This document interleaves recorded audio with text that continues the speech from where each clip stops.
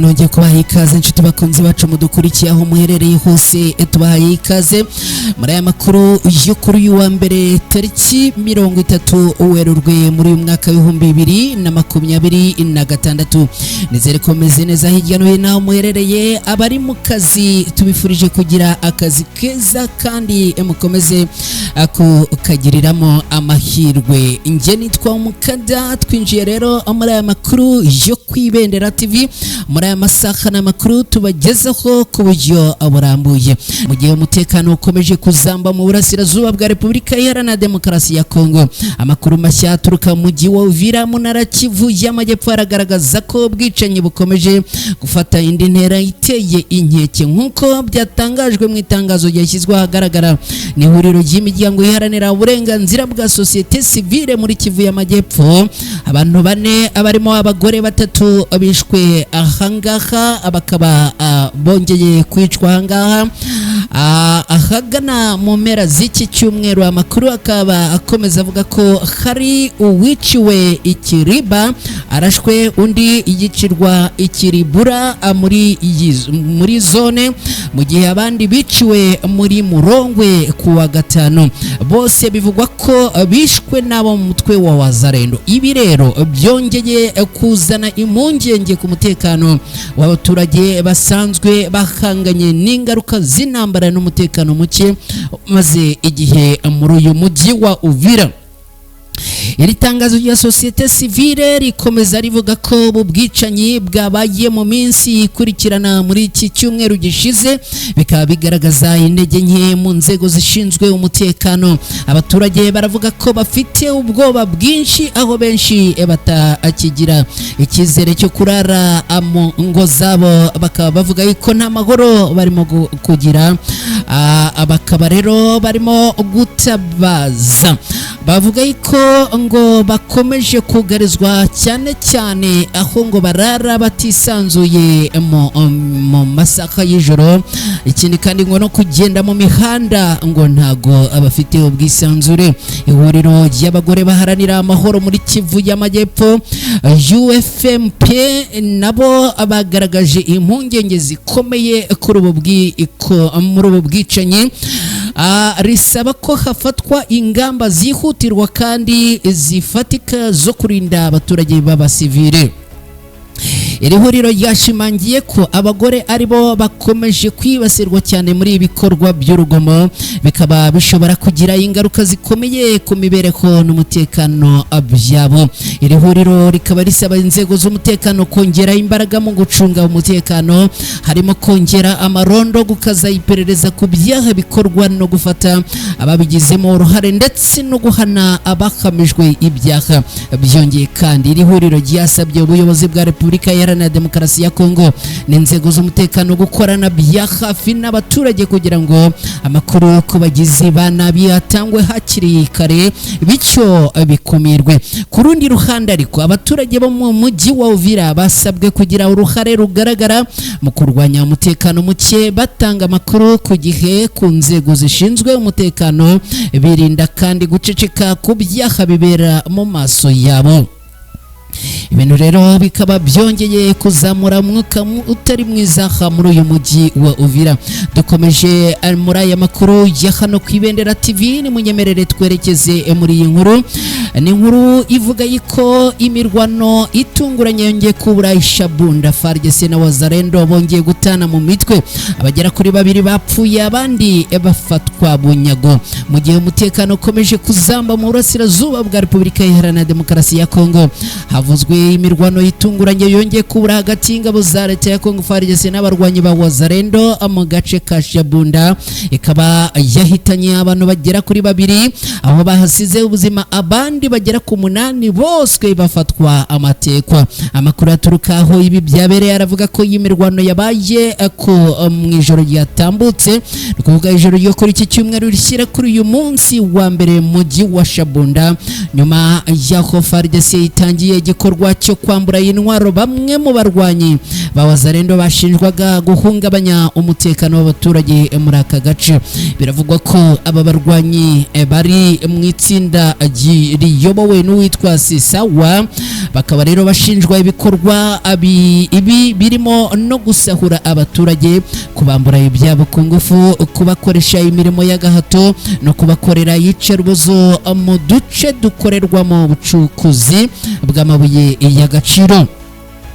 Ubuyobozi bwa FARDC bwatangaje ko iki gikorwa cyakozwe mu buryo bwateguwe neza bugamije gukuraho abantu bitwaje intwaro bakitwikira izina rya Wazalendo bagakora ibikorwa by'ubugizi bwa nabi, aho abavuze ko atari abarwanyi nyabo, ko ahubwo ari abagizi ba nabi biyitirira uyu mutwe wa Wazalendo.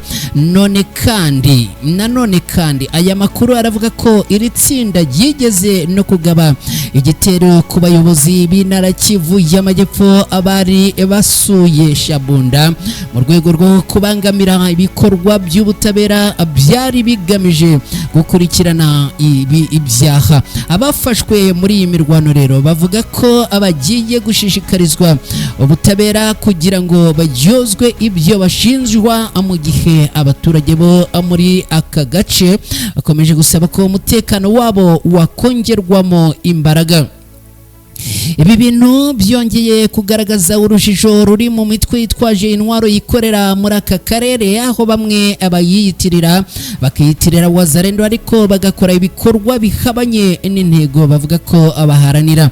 Mu by'ukuri nubwo Wazalendo bamwe bafatanya na FARDC mu kurwanya imitwe irimo abarwanya umutwe wa M23, hari ibibazo by'imitwe idafite umurongo uhamye bituma rimwe na rimwe habaho no guhangana hagati yabo ubwabo, ibintu bikomeza gushyira abaturage mu kaga gakomeye cyane. Nshuti bakunzi ba Ibendera TV, ni munyemerere nongere mbibutse ko hano turi ku Ibendera TV. Nje nitwa Umukada, niba wamaze kugera hano ze kunyemerera unkorere like, uraza kuba ugize neza. Niba ari bwo bwa mbere ugeze hano ku Ibendera TV unkorere subscribe, uraza kuba ukoze cyane. Twerekeje muri teritwari ya Masisi muri Kivu y'Amajyaruguru, ahongeye kubura imirwano ikomeye hagati ya Alliance Fleuve Congo M23 na Wazalendo. Imirwano ikaze yongeye kubura mu murenge wa Osobanyungu ni muri teritwari ya Masisi muri Kivu y'Amajyaruguru hagati y'abarwanyi ba Alliance Fleuve Congo M23 n'abarwanyi ba Wazalendo. Amakuru aturuka mu nzego zitandukanye zahanga aravuga ko imirwano yatangiye mu gitondo cya kare hagana mu masaa moya, ubwo abarwanyi umutwe wa M23 na Wazalendo abahanganiraga mu bice bya Kazinga na Ngururu. Utu duce twombi bivugwa ko twafashwe na Wazalendo, bakaba rero ngo barahigaruriye mu byumweru bike bishize nyuma yo kwabarwanya umutwe wa M23 ngo bamaraga kuhava. Kuri ubu rero utu duce tukaba twongeye kuba intandaro y'imirwano ikomeye, aho impande zombi ziri kuharwanira mu buryo bukomeye cyane. Wazalendo zivuga ko zidashaka kwarwanya umutwe wa M23 baba hafi y'ibi bice, akaba iyi rero ari imwe mu mpamvu nyamukuru yatumye impande zombi izongera gukozanyaho. Ku rugamba humvikanye urusaku rw'intwaro ziremereye n'izoroheje, ubukana bw'imirwano bukaba bwatumye urusaku rw'amasasu rushobora kumvikana mu midugudu myinshi ihakikije, harimo n'uduce bihana imbibi two muri teritwari ya Warikare, bikongera ubwoba mu baturage b'abasivile, mu gihe amakuru yerekana ko abarwanyi ba Alliance Fleuve Congo M23 bagenda bava buhoro buhoro mu turere tumwe na tumwe two muri teritwari ya Warikare, Rubero na Rucuru. Nta bikorwa by'imirwano ibaye, birakomeza gutuma izi Wazalendo nazo zigenda zisuganya zongera gusubira muri ibi bice, ariko kandi ari nako zigenda ziteza umutekano mukeya, zikaba rero zikomeje no kongera kurasa ahasigaye ibirindiro byarwanye ba Alliance Fleuve Congo M23. Nshuti bakunzi ba Ibendera TV, dukomeje n'aya makuru, ni munyemerere tuyerekeze ahangaha muri iyi nkuru ivuga ko abarwanyi ba ADF bamaze gushimuta abantu bagera kuri 300 ni mu minsi ibiri gusa. Ibi byongeye gutera inkeke abasivile barenga 300 biravuga ko bashimuswe n'inyeshyamba z'umutwe wa Allied Democratic Force ADF ni mu gihe cy'iminsi ibiri gusa. Ibikaba byongeye kuvugwa muri teritwari y'Irumu ku mukanda Mambasa Komanda mu ntara ya Ituri mu burasirazuba bwa Repubulika Iharanira Demokarasi ya Kongo. Nk'uko amakuru aturuka mu nzego zibanze n'abaharanira uburenganzira bwa muntu aha muri aka gace abigaragaza ngo ibi bitero byagabwe hagati yo kuwa gatandatu no ku munsi w'ejo ku cyumweru tariki 29 Werurwe muri uyu mwaka bikaba byarahitanye abantu benshi kandi bituma abaturage bahagarika umutima ku muhanda wa route nationale nimero 4. Amakuru aturuka muri ako gace agera ku Ibendera TV aravuga ko ibyo bitero byatangiye ku wa gatandatu tariki 28 Werurwe muri uyu mwaka bitangirira mu mudugudu wa Babungwe aho abaturage bagera kwijana cyane cyane abahinzi bashimuswe.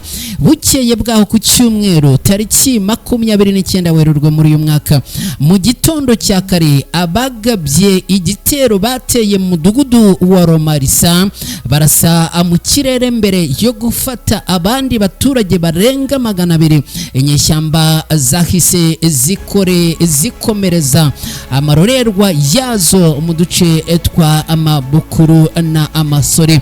Ahangaha rero ibintu bikaba bikomeje kuzamba abaturage baherereye muri ibi bice baratabaza bivuye inyuma bakavuga ko bakomeje kubangamirwa n'izi inyeshyamba za ADF bagasaba rero ubutabazi bwihutirwa. Nshuti bakunzi ba Ibendera TV turimo gukubita tubangura ni munyemerere ariko mbere yo gukomeza n'aya makuru nongere nkwibutse ko hano ari ku Ibendera TV.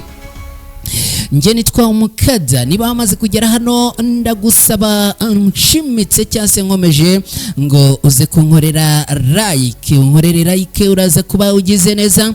Niba ari bwo bwa mbere ugeze hano ku Ibendera TV uze kunyemerera ntugende utankoreye subscribe, nubikora uraza kuba ugize neza cyane. Mwese rero nshimire mwe mwamaze kubikora kandi nshimire namwe mugiye kubikora. Nizere ko ibintu biri bukomeze kugenda biba byiza cyane. Nshuti bakunzi bacu rero ni munyemerere dukomeje n'aya makuru twerekeze muri inkuru ivugwa muri teritwari ya Walikale ni muri Kivu y'Amajyaruguru muri Repubulika Iharanira Demokarasi ya Kongo. Nkubwire ko hamaze kugaragara igisasu giteye ubwoba n'inkeke abaturage kugeza ubu bakaba bari mu kaga gakomeye cyane mu gihe umutekano ukomeje guhungabana mu burasirazuba bwa Repubulika Iharanira Demokarasi ya Kongo. Hatangajwe amakuru ateye inkeke nyuma yaho habonetse igisasu gishobora guteza ibyago bikomeye ku baturage. Iki gisasu cyabonetse ku munsi w'ejo bundi kuwa gatandatu tariki 28 Werurwe muri uyu mwaka kiboneka mu gace ka Wenga kari nko mu birometero 9 avuye mu mujyi wa Walikale ku muhanda uhuza Walikale na Kibuwa. No muhanda ukoreshwa cyane mu ngendo no wahahirane bw'abaturage. Amakuru yagiye hagaragara ikaba yatanzwe n'ikigo gishinzwe kugenzura intwaro no ni izoroheje agaragaza ko iki gisasu gishobora guteza impanuka zikomeye ku bantu bose bakoresha uyu muhanda. Byamenyekanye ko iki gisasu cyabonwe n'abakozi bari mu mirimo yo gusana umuhanda bahita batanga amakuru ku nzego zibishinzwe kugira ngo gifatirwe ingamba zihuse. Abasisenguzi mu by'umutekano baragaragaza ko kugaragara kw'iki gisasu ari ikimenyetso cy'uko aka gace kagikomeje kugaragaramo ibikorwa by'intambara bishobora gushyira ubuzima bw'abasivile mu kaga gakomeye. ikindi giteye impungenge n'inkeke kandi nuko uyu muhanda wa Walikale Kibua ari umuhanda w'ingenzi cyane. Iyo ugaragayemo ibisasu nk'ibi rero bishobora guhagarika ubuhahirane n'ingendo ndetse bikabangamira ubuzima bwa buri munsi bw'abaturage. Abaturage bakaba basabwe gukomeza kuba maso no kwirinda gukora ku kintu cyose bakeka ko gishobora guturika, ahubwo bagahita batanga amakuru ku nzego zibishinzwe kugira ngo hirindwe impanuka zishobora gutwara ubuzima bw'abaturage muri rusange. Ku kuboneka kw'iki gisasu kongereye ubwoba bwinshi mu baturage muri teritwari ya Walikale, bibaza niba umutekano uzongera kugaruka mu gihe aka gace kagikomeje kugaragaramo ibikoresho by'intambara bishobora guteza ibyago igihe icyo ari cyo cyose, abaturage bakaba bakwisanga mu kaga gakomeye cyane. Nshuti bakunzi ba Ibendera TV, ni munyemerere mbabwire ko dukomeje n'aya makuru n'amakuru nifuza ko ugiramo uruhare rwa mbere ni ugukora like niba usanzwe udukurikiye kandi ukaba uri mushya. Icya mbere ni ugukora like, ikindi cya kabiri ni kuri wowe mushyashya ugeze hano ubwa mbere ndagusaba nkorere subscribe. Mu gihe ukora subscribe wibuke no gukora kuri akantu kameze nk'inzogera ni sinye dora notification, ibi iyo ubikoze uba ugize neza cyane. Ndashimira rero mwe mwese mwabikoze, ndashimira namwe kandi mwamaze kubikora, ariko tutirengagije namwe mugiye guhita mubikora. Amakuru yihutirwa agera ku Ibendera TV yaravuga ko abarwanya umutwe wa 23 bongeye gusubira muri Walikale mu buryo butunguranye cyane, mu gihe abaturage bari batangiye kugira icyizere ngo cyuko ibintu byongeye kujya mu buryo. Amakuru aravuga ko abarwanyi ba 23 babongeye kugaruka muri ibi bice. Ibi rero bikango byongeye guteza impungenge ku baturage, bavuga yuko mu gihe abarwanyi ba 23 bongeye kugaruka mu bice bya Kateku na Kanune muri teritwari ya Walikale, bishobora gutuma abarwanyi ba Wazalendo bongera kuza bagambiriye kubagabaho ibitero, bityo hakongera kugaragara ibibazo by'umutekano muke. Amakuru mashya aragaragaza ko nyuma yo kuva muri utu duce mu gihe kingana n'iminsi 2 gusa, abarwanyi ba 23 ngo baba bongeye kugaruka aha muri ibice. Akaba ari ibivugwa yuko abongeye kwinjira muri utu duce bafite ibikoresho byabo bya gisirikare.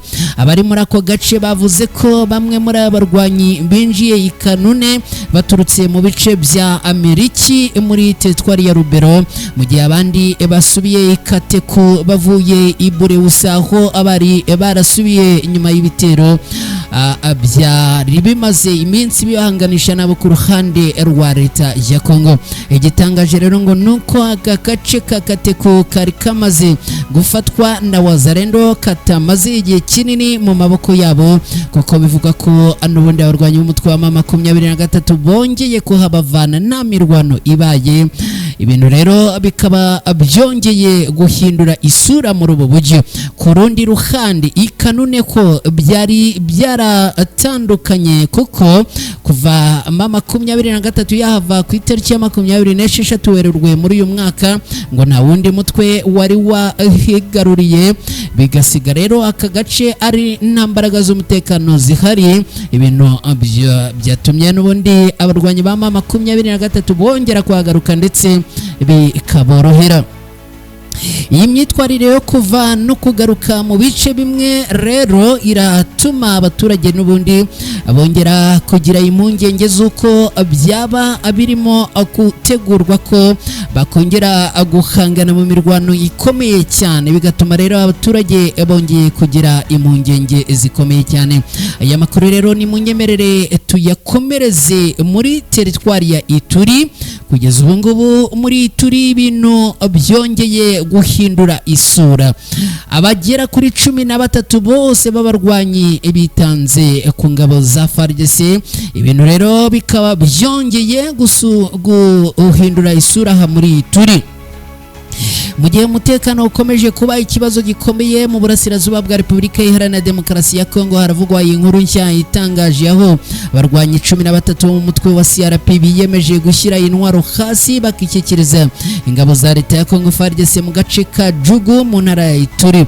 Aya makuru agaragaza ko aba barwanyi bitanze ku bushake bwabo mu rwego rwo kureka ibikorwa by'intambara byari bimaze igihe byugarije aka karere. Ibi bikaba byabaye ku munsi w'ejo bundi buriya kuwa 27 Werurwe muri uyu mwaka, mu gihe ibikorwa bya gisirikare byo guhiga imitwe yitwaje intwaro bikomeje gukazwa muri aka gace.